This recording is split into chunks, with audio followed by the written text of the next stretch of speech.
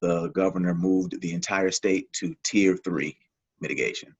And I don't have all of the details on top of my head, but I know that I'm happy to share a link to the Restore Illinois website where information can be shared. Essentially, no indoor dining, and very stringent guidelines on personal services. You can still go, any personal service, which is barbershop, beauty salon, where you can still wear a face covering is permitted. And a number of other guidelines are really detailed very clearly. And we always point people back to our website because we're constantly sharing updates and information there. So I can actually drop that in the chat right now if that'd be helpful. That'd be great. Thank you, Matt. And a little later on, he is going to share with all of you some big program updates and some state resources. So stay tuned for that. Thank you again. Mm-hmm. Next, we are going to transition to some tips for resiliency for businesses from our ecda director, Barbie Brewer-Watson. She has been with the ecda for a couple years now. She's a 1998 graduate of Bradley Bourbonnais Community High School, and then she graduated Spoon River College with her associate's degree in 2011, and in December 2014 graduated from Western Illinois University with her bachelor's degree. She did receive her certification as a professional community and economic developer from the Community Development Institute, a program created by the Southern Economic Development Council in Atlanta, Georgia, in May of 2019. And then she also received her graduate degree in organizational leadership from Olivet Nazarene University in May of 2019 as well. So I'm going to go ahead and pass the torch to Director Barbie Brewer-Watson. Thanks, Rachel. I wasn't expecting an intro, so that was a lot of fun to just remember all of the hard work that goes into academia. Thank you so much, Matt, too, for just giving us a little bit of a foundation of understanding how the Restore Illinois decisions are made. Sometimes we're going through, boots on the ground challenges, and we forget how those decisions and how that plan got created. So I think our businesses, for the most part, have a link to that plan, but it is always good to hear the foundation of the decisions for that. So thanks for sharing that. I appreciate it.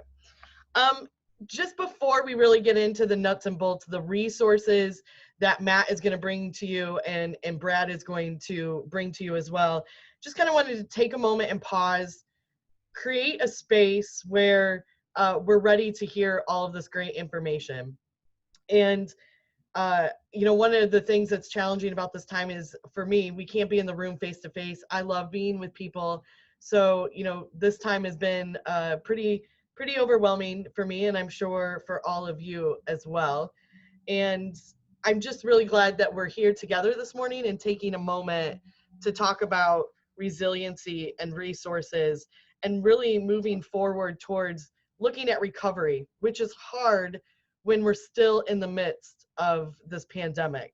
But we know that things are challenging, but I also want to give us permission to do that time to look forward and to find a way forward. And I know that this is just the beginning, and so we can move forward a couple slides, Rachel, because I think the next one is my information if you need to get a hold of me.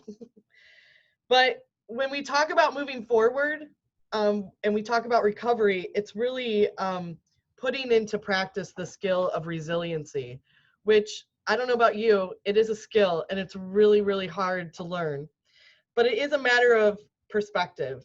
And so if we take a moment and we look at these past months and realize how much we've been able to weather as a business owner, in our families, in the community, we will be surprised at how much we have the capacity to overcome. And so we have to get in that mindset, right? What's been another time in our lives where we've had to overcome stress and really overcome things that have been overwhelming? And I've done a lot of that. I've taken the time in the middle of a really stressful moment and say, what was another time where I've really had to overcome something?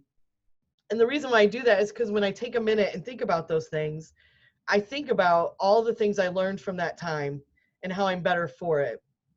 And I ask myself, how did you get through it? Who was there for you? What did I learn?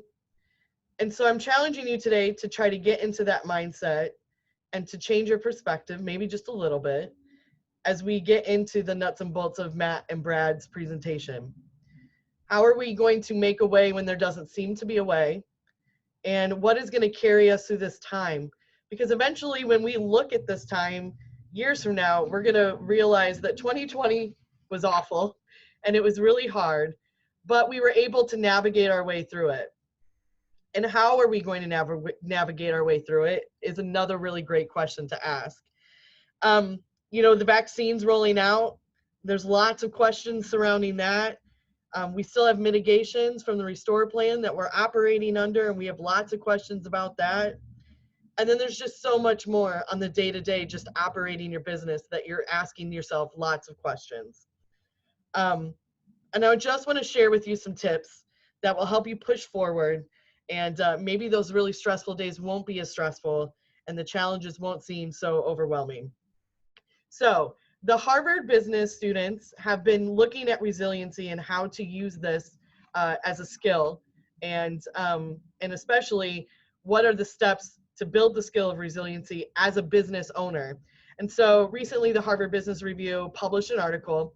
It's about 5 simple tasks that you can do to keep your mind focused on overcoming stress and challenges, especially during the pandemic. So those plans, the tasks, the first one is make a plan, ask for help, do a customer check-in, do some honest accounting, and keep your talent. So these are 5 simple tasks. Number 1 is make a plan. So now's not the time to wing it. You know, I know we tend to, you know, think like, you know, the business has been decent. I know how to operate this business. I'm going to keep going forward in the way that I go forward. And Rachel, if you go to the next slide, now's not the time to try to just wing it and make it and go into maybe survival mode. We need to make a plan. And sometimes that plan could be just 30 days. Sometimes the plan that we make is in 2 weeks. And not too long ago, the plans that I made was just to get through the day. What am I going to do to get through today and be the best that I can be and be available and do the best that I can do? We have more control over our situation than what we think we do. And sometimes the stress and the challenges make us feel like we have no control. But if we make a plan, and in those moments of stress and the moments of overwhelmingness, we realize that we just have to work the plan. And so I encourage you to do that. Number 2 is ask for help, which is really, really hard for all of us. I know for me, especially, I don't want to seem vulnerable. I don't want to seem like I don't know what I'm doing, but you're not alone, especially in 2020, and it's okay to ask for help. So Rachel, if you go to the next slide, asking for help, according to the Harvard Business Review study, means first searching for resources. Because when you do a search for resources on your own, you're going to find the names attached to those resources, and you're going to reach out to those people because they're going to open doors for you. It's kind of the new way of networking. So when you're asking for help, the first step is to look for resources, find the people's names that are attached to those resources, and reach out to them. Because while they may be representing one resource, they know a whole network of people that can help you. And it's okay to tell them what kind of situation you're going through. The next step is to check in with your customers. I know so many businesses that are doing this. I've also seen so many of our local not-for-profits doing this work too. It's challenging. We want to keep operating, but we know that what our operations are doing today is different than what we were doing 6 months ago. So how are we communicating to our customers? Do they know our plan? Do they know how we're operating for the next 30 days or 2 weeks? Are we listening to them? Are they telling us what they want from us? How they're going to shop with us? How they're going to make their purchases? How are they communicating with us? Is it through text messaging, Facebook Messenger? What are they trying to tell us? And also, do they feel safe doing business with us?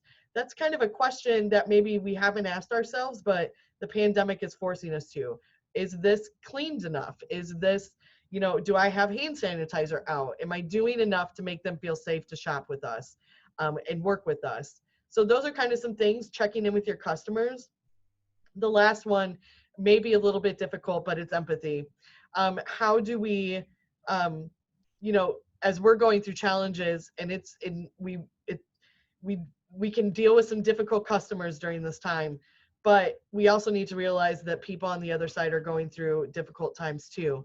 Empathy can go a long way, and empathy can also reduce your own stress. When you realize you're not alone in it and that the other person is going through things too, suddenly your view will change a little bit and your heart will be open and things won't be as stressful. So empathy can go a long way with your customers as well.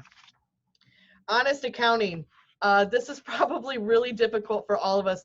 We want to keep operating the same way. We know what works, but we may not be able to do that anymore. So what can we streamline? And I know some people use the word, what can I cut for my expenses? And I'm choosing to use the word streamline because this is temporary. We're going to be able to move forward, and it may look different, but maybe you can bring back that product line. Maybe you can not have to cut everything totally. So what can you streamline? What can you live without? Start asking yourself some of those questions with honest accounting, and don't enter into your accounting time or when you're balancing your checkbook as this is the end. You've got to look at it honestly and try to see what you can reduce, but not go into it like I'm losing my business, I'm going to end everything. And there are also people who can help you with some honest accounting by just giving you some questions to ask yourself. And so those are other resources that you can look forward to. So then the last thing, which is really challenging, but according to the Harvard Business Review study, keeping your top talent is really important because it will be the key to pushing forward into recovery.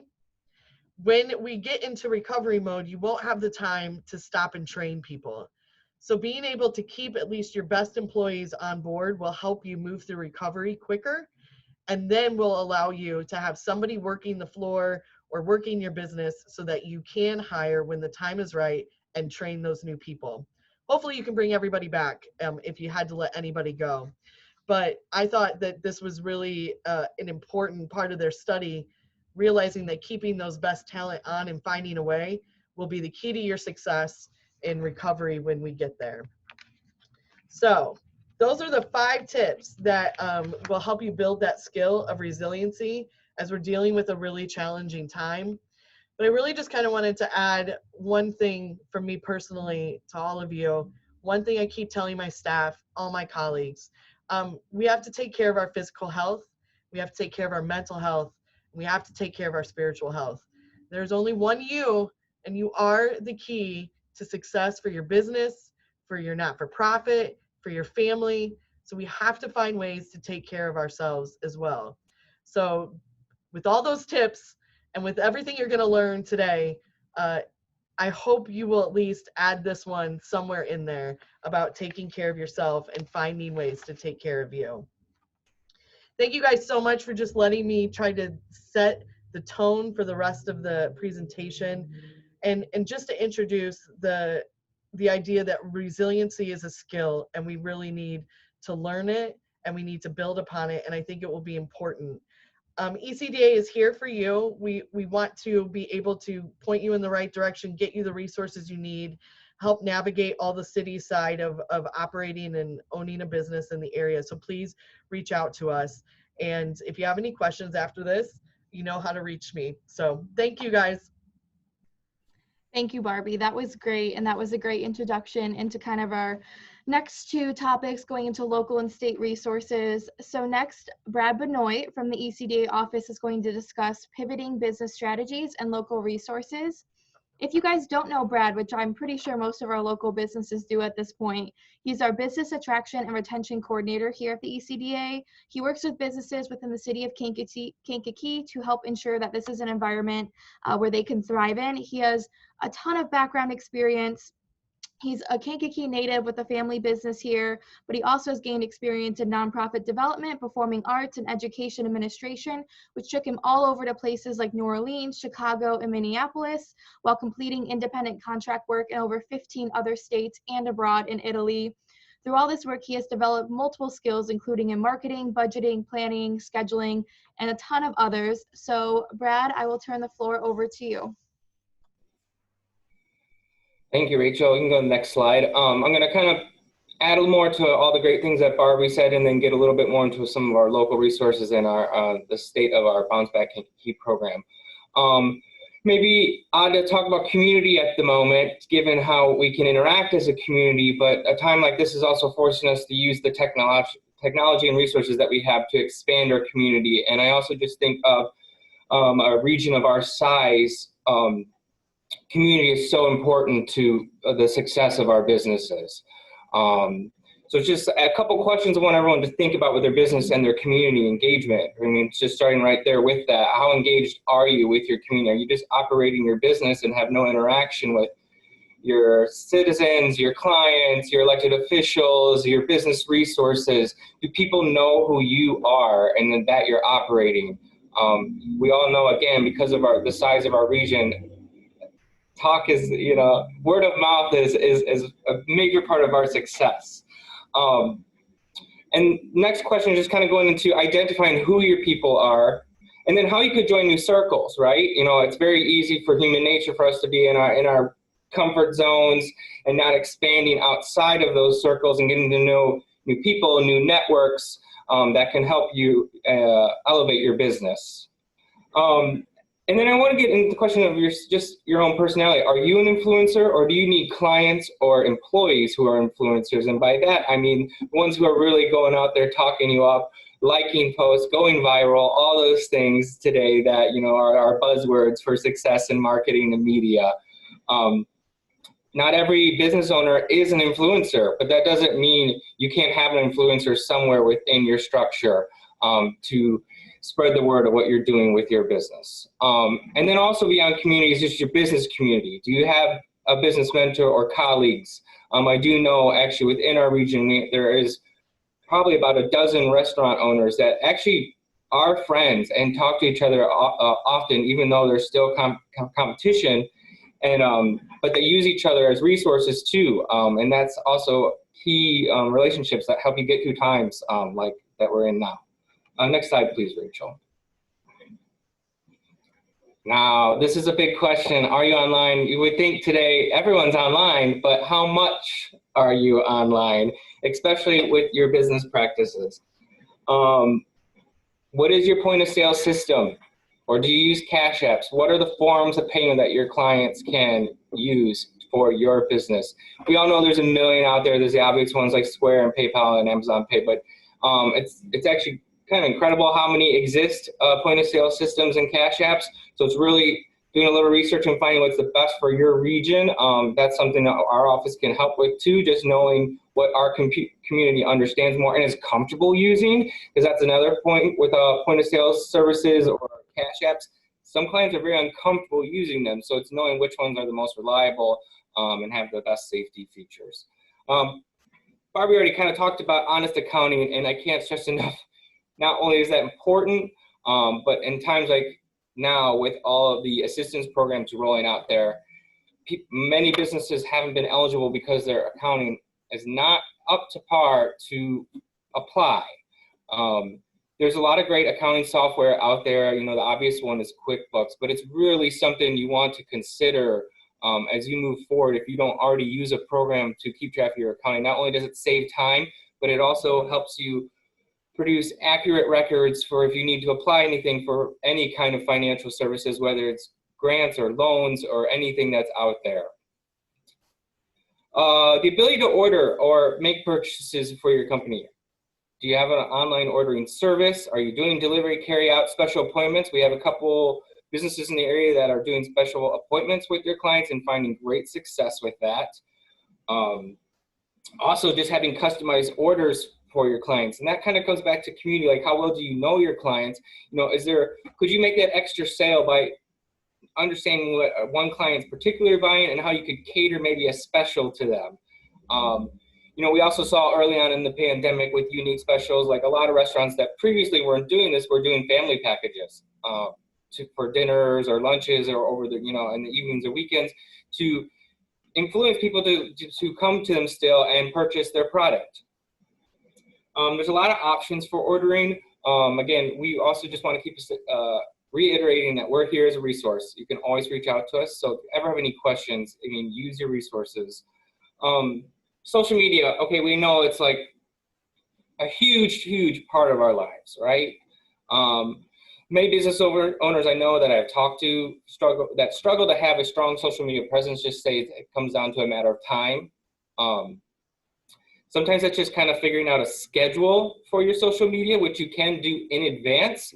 I do know one of my family members that runs their own business actually spends only 1 day a week scheduling all her social media posts for an entire week. So it's not taking up time every day for her. But it's important nowadays, not only building a larger audience, but also establishing your business identity. And then I also throw in this compete with creativity, because, you know, just think again, going viral again. Don't always just think about the standard practices for, you know, what an advertisement is or what a post is. What's going to get somebody's attention is kind of what you want to be thinking as you make posts, or what's going to show more of the personality of you as a business owner or of the personality of your company. People want to latch on to an identity in a relationship. So it's just something to always be considering as you're working with your social media or expanding your social media. Or if you haven't started, again, give us a ring. You know, we can even have a conversation about building your identity as a business. We're a pretty unique team, all coming from very different backgrounds and experiences, and we just understand the entire encompassing purpose of what it means to run a business. Last point with social media, and this is actually more just about search engines. Make sure you're available on all the search engines. Make sure your contact info is up to date. Make sure your hours of operation are correct. If you make any changes, take that time to go online and make those changes. And this is like with Google or Yelp or anything like that. People are always using the internet to search for a restaurant or retail or a business, whatever their need is. And you want to make sure you are visible when people search for just whatever your sector of business is. Next slide, please, Rachel. I'm not going to read everything on here, but this is just a good little grid about just questions to ask yourself when you're thinking about marketing. Everybody can improve their marketing. If you haven't started your marketing, this is a great place to just have questions to think about. We will be sharing these slides so you can kind of read through these. It's just building that identity again, and then having a plan for a rollout and building that relationship with your clients. These are just some of our local city of Kankakee resources. Our office with my contact info, the city hall, just because that has that's where you'll be going to for business and vendor license or liquor and gaming licenses, and then also our building and code enforcement, city planning and fire inspection, all offices that are involved with operating a business or starting a business. If you're one of those unique individuals that's really daring to start a new business, which we've had a couple start this year, which is amazing. And unlike Barbie has said, this era will end and we will move on. So it could even be a good time to get started. Next slide, Rachel. These are just a couple articles that I hope you have time to read, just about small ways to save money, work on debt financing, because everybody's still got to work on debts despite what is going on right now. And then the importance of a savings account. A lot of people asking, what are we gonna? Is this era gonna make you change how you operate? And I always just say, this isn't our first crisis, and it's not our last crisis.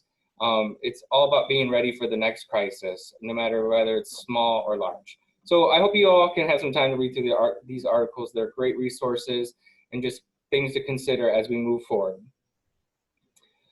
Just a little update on our Bounce Back Kankakee business program. We have been fortunate to already allocate over $170,000 to businesses in the city of Kankakee with a max cap of $4,000 in assistance. This is all being supported by the Department of Housing and Urban Development at the federal level. We're very excited to announce that we will be able to receive some more funding from HUD. We're still determining what that final number will be, but we are wrapping up round one for the Bounce Back Kankakee business program, and in January 2021 we are hoping to launch a round two once we finalize how much more funding we will have for the program. So Feel free to contact me even on a daily basis if you want to know any updates of where we're at with applications. But pay attention to the City of Kankakee social media, Facebook page especially. But you can always just reach out to us. We'll be very obvious when round 2 opens up and we can receive applications again for the Bounce Back Business Kankakee program. Again, there's my contact info, and never hesitate to reach out. We try to get back to people as fast as we can. Okay, thank you so much, Brad, and thank you for those great strategies, as well as a little update on some of our local resources, because we are so excited to continue helping our businesses, like the name says, truly bounce back. So again, feel free to reach out to Brad, anyone in our office. If you don't know who to call for any type of resource, we will direct you to the right person. So please don't hesitate to reach out. We're now going to transition to Matt, who we already introduced, and he is going to tell you what I'm sure a lot of you are dying to hear about, more information about the BIG program and some state resources. So Matt, I will hand it off to you. Thank you very much. Once again, I want to apologize in advance. I'm having a little bit of internet connectivity, so if I kind of lag or freeze a little bit and come back, blame it on the Wi-Fi. Sorry about that. So this is the Business Interruption Grant Round 2. This is the second round of a program that was stood up. You can go to the next slide, to provide financial support to companies that have had their operations interrupted due to what we talked about on the front end of the meeting here, the public health guidelines. So in March of this year, the governor had to do a stay-at-home order, shelter-in-place order, and has since created the Restore Illinois framework to roll out more opportunities for commerce to take place in safe ways. And a lot of companies were very heavily impacted by that. So the state has created the Business Interruption Grant Program to provide support to companies in that way. This is the second round. The first round went out in July. A big part of, so all of this is public information. I can show you the website as well, where you can see all of the winners are published. A big part of what we're trying to do with the program is to show the equity and process of grant. So next slide.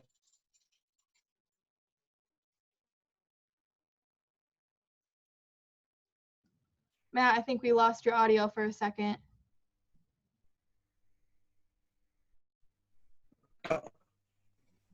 Okay, are we back yet? Can you hear me? You're back. Okay, sorry about that. No, you're good. So, so it was $200 million in total.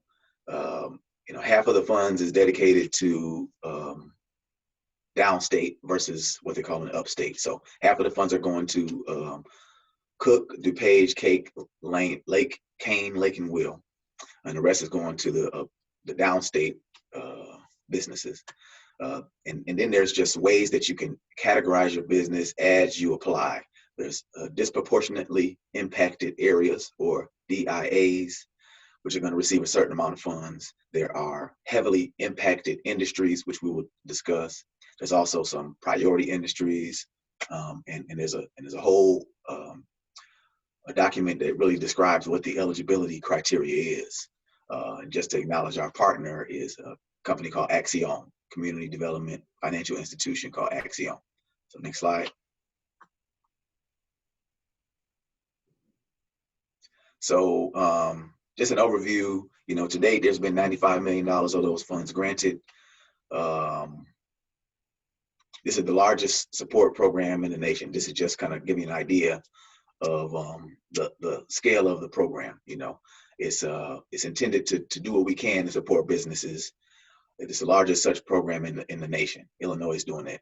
And you see the numbers here, how we worked to try to get those dollars out. And there's still some funds remaining in the pot, which we're going to talk about how to apply.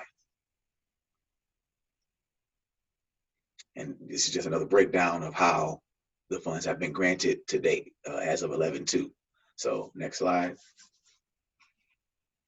Speaking to eligibility, big parts are for-profit companies and nonprofits are eligible.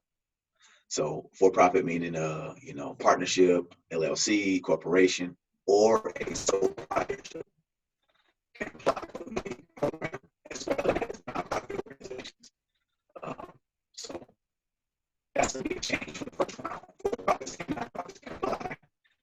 Sorry again, Matt, your audio got a little funky again. Also, Matt, if you turn your video off, we keep the audio on. That usually helps. Okay, let's do that. Perfect, we can hear you again. Okay, great. So what we'll do, what we'll do is I'm gonna shut some stuff off on my side too. Got a few things open that I can get rid of.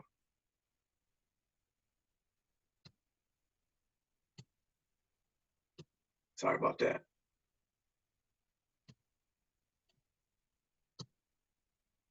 So in terms of eligibility, a big part of it is less than $20 million in revenues. And there's a priority for businesses with $5 million in revenues or less.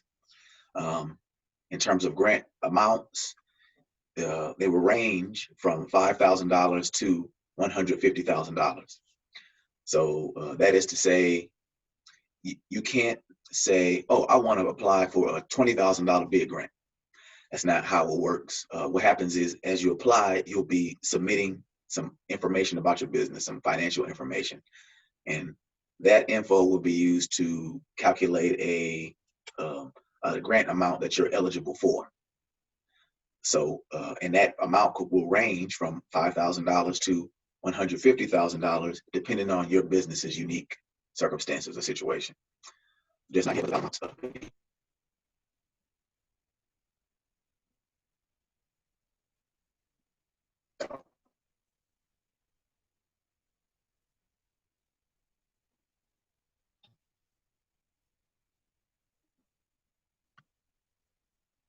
Yeah, am I back here? Can you hear me? Okay, sorry about that. We talked about some of those categories. Heavily impacted industry is one of them. And you see the list of businesses there on the bottom. And these are just the companies who are recognized because of the unique nature, having to close their operations or significantly reduce capacity in order to operate, and likely won't be able to come back full strength until, we reach phase, what they call it, phase 5. So this is the heavily impacted industry that you can identify yourself as while you're applying. Next slide. And we also mentioned priority industries. And these are some of the categories that were recognized in the first round that carried over. You see them listed at the bottom. But these are just, the type of companies, the nature of the public health guidelines has a unique impact on a lot of companies. And these are just ways that you can identify which one you fall in as you're applying for the big program. You can also say that you're a priority industry.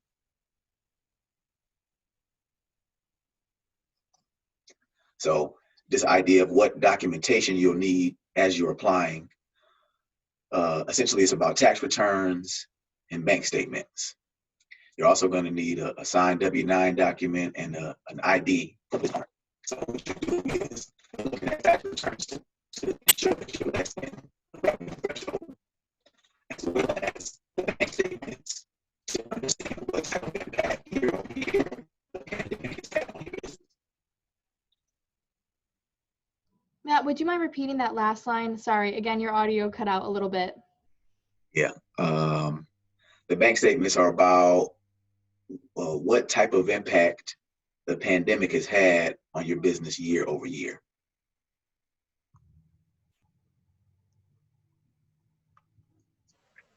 So here's a few do's and don'ts. 3 things you want to make sure you do is take your time and make sure that the application is complete and accurate.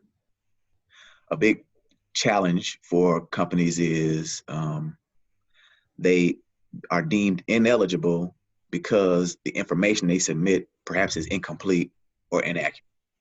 So you just want to make sure on the front end you take your time and dot all your I's and cross all your T's. The second point is please do ask for help if you need it. I know that was something that was mentioned by Barb in her presentation as well. We can't emphasize that enough, how important it is for you to reach out if you have questions or concerns. We want to be available to provide support And there's a number of contacts available to help with the big program, myself included. So I'm gonna share my contact information, but please do reach out if you have questions. Last point that you do want to do is, as you're applying, there will be a space for a little bit of a narrative. So it's mostly drop-down boxes. You choose items that apply to your business. And then there's a little space for a narrative. You just want to make sure you copy that content into a separate document and save it just in case something crazy happens as you're applying. 3 things that you want to avoid. Please don't forget, as we mentioned on the last slide, to double check your answers prior to submitting. The second point is, do not choose a heavily impacted industry, priority industry, or disproportionately impacted area zip code that doesn't apply to your business. Now, even if your company doesn't fall into a heavily impacted industry or a priority industry or a DIA zip code, you can still apply. You're likely still eligible, I should say that. These are just categories for how to identify your business as you apply. So you don't want to say things that are true about your business that aren't true, because it's not helping. It'll only negatively impact your consideration. So, what you don't want to do is say you're located somewhere that you're not.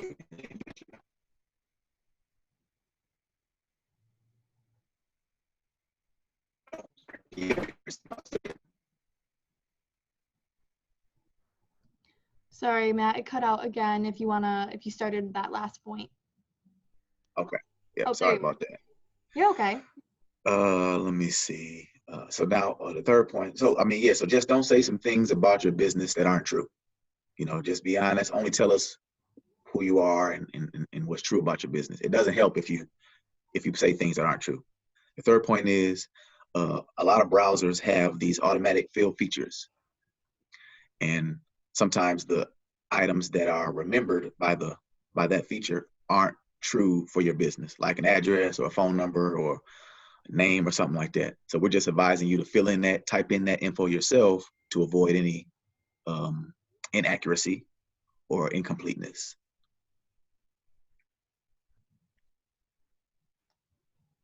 So in terms of outreach, I just want to share again how important it is that you reach out to us and the work that we're doing to ensure that equity is represented in the grant recipients. There's a number of partners working to ensure that, a lot of the populations that often don't get connections and support and resources are being reached. That is the African-American community, the Latinx community, immigrant entrepreneurs. There's a lot of work being done to make sure we're reaching deeper and getting information out. Here's a brief timeline. The grant opened up on the 17th, and you want to make sure, we're pretty much at the finish line now. You want to make sure you put your application in as soon as possible. So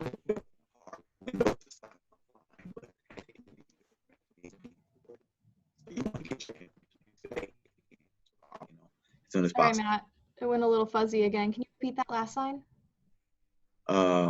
So yeah, there's no hard deadline to apply, but you need to get your application as soon as possible, essentially. This is a screenshot of the web page for the business interruption grant, and I can post that in the chat. That's a great place to look for resources, information, get questions answered. There's a lot of great links there to help with the process.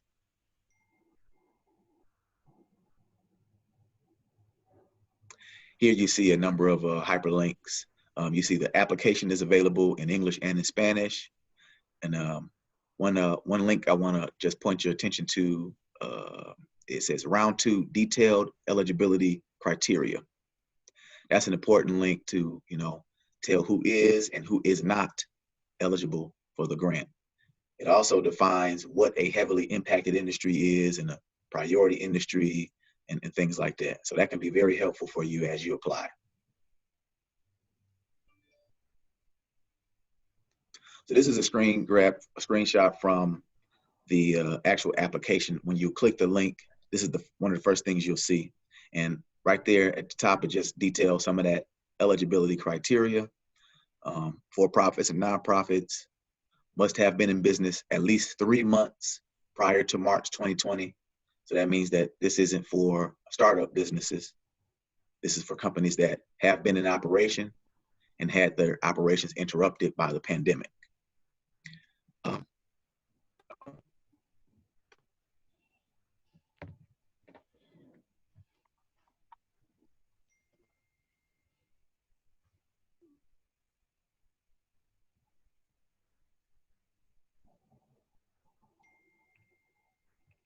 Sorry about that, man.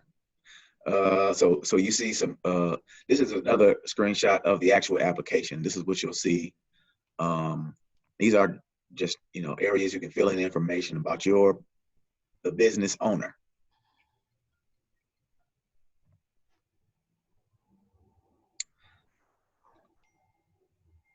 Except you can go to the next slide.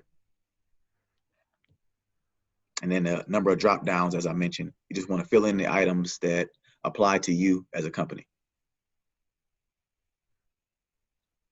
Talks about when your business started, what were your revenues, did you file your taxes? And if you see that those boxes down at the bottom, if you've received any of that funding, you are still eligible to apply for the BIG program. That doesn't make you ineligible. So that's an important point as well.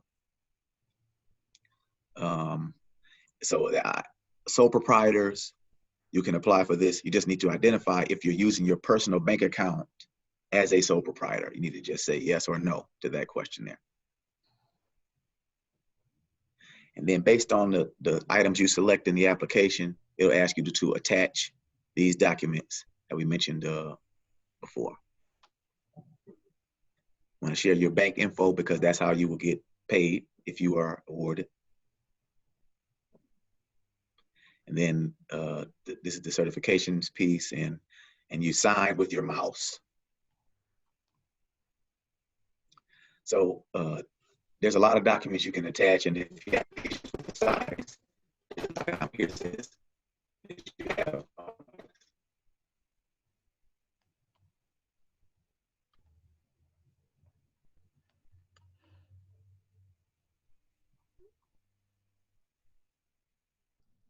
I think we lost your audio again, Matt. Were you finishing Sorry the whole about last that. sentence? Yeah. No, that's good. That's good. So here's my contact info. I'll drop this in the chat as well as a link to the webpage. I want to apologize for my technical difficulties. I pretty much closed everything on my end. All my programs are closed over here. So I'm gonna share my info. If you got questions on the follow-up, please feel free to reach out. I'm happy to be a resource. And again, it's great to see what you guys are doing at the City of Kankakee to ensure that businesses understand there's some help out there. I know a lot of times what I say is we need to be available. Sometimes you don't like to hear what we have to say, but you need to know that we're going to be here to at least have a presence and be consistent for you. That's a big thing that we're trying to do for you. Yeah, thank you so much, Matt. No problem with the audio issues. Obviously, we had issues just starting this in general. It wouldn't be anything online or virtual if a technical issue didn't happen. So we're all used to it at this point.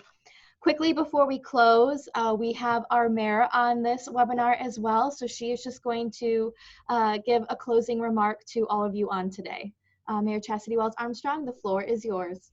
Thank you, Rachel. I just want to say good morning to everyone. I wanted to be here a little earlier, but had a previous commitment that was time sensitive. So I just first of all want to start out by thanking the city team and DCEO. You guys have been really great in terms of making sure that the city has information and sharing resources and getting newsletters out to us. The business community, I want to thank each of you. I know that this has been a really hard year for everybody, and we are doing everything we can. And I just want you to know that we remain committed to continuing to find resources to help all of you. So I encourage you to reach out to us. Let us know if there's a need that's not being met. Something that we're missing or not seeing or not addressing that would be helpful to all of you as a community, business community, please let us know that.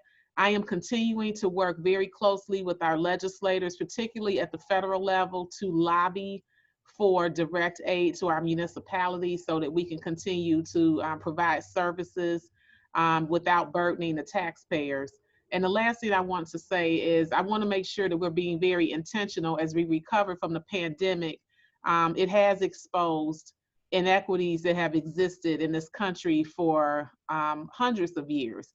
And so we had a presentation last night at City Council from the National League of Cities, Race, Equity, and Leadership, and I encourage you all to watch that. It was a long City Council meeting last night, but if you can fast forward to that segment, it kind of talks about how these inequities were created. And we want to make sure that as leaders, that we are being very intentional as we move forward and beyond the pandemic to make sure that we get the resources that are needed to all of the community. So that's all I wanted to say. I want to thank you all again for the work you do. Thank the business owners for being here in the city. And again, if there's things that are not being addressed, ways that we can be helpful, many of you have been very creative in pivoting during this time, using social media to sell your products and services. And I've seen some other really creative things. So I commend you all for that. But if we can support you in any way, please communicate and let us know. Thank you so much for those closing words, Mayor. And thank you to all of our panelists for being on today and all of our attendees for your patience in the beginning and joining us for this. This meeting was recorded, so we are hoping to get it on our website for other businesses to be able to view. For those of you who did register, we will send you everyone's contact information and then also those slides.